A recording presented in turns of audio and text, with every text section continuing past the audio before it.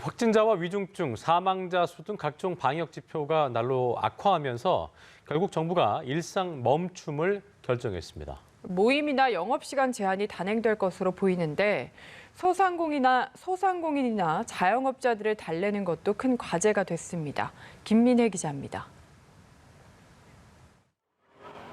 방역 패스 확대와 사적 모임 축소에도 코로나 상황이 나아지지 않자 결국 정부가 일상 멈춤에 들어가기로 했습니다. 지난달 1일 일상 회복이 시작된 지 44일 만에 내린 결정입니다. 악화 상황이 둔화되고는 있지만 상황이 호전되는 방향으로 전환되고 있지는 않습니다.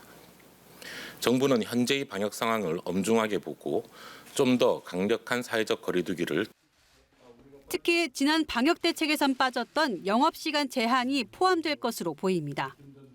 추가적인 사적 모임 규모 축소와 영업시간 제한까지도 포함하는 대책을 검토 중이며 확진자가 집중하는 수도권의 사적 모임 허용 인원을 6명에서 4명으로 줄이고 다중이용시설의 영업시간을 밤 12시나 10시로 단축하는 방안 등이 거론되는 것으로 전해집니다.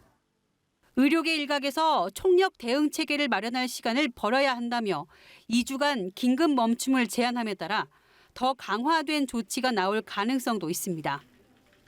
소상공인과 자영업자의 손실보상 문제와 직결될 수밖에 없는 만큼 이들의 반발을 얼마나 최소화할지도 정부는 고심 중입니다.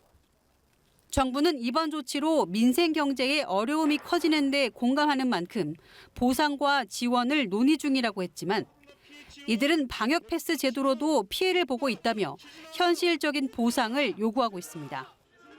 방역 패스는 명칭이 집합 제한이 아닐 뿐 사실상의 집합 제한과 똑같은 의미를 갖고 있습니다.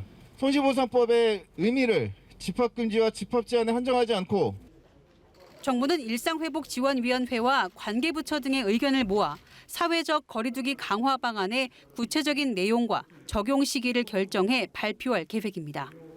연합뉴스 TV 김민희입니다.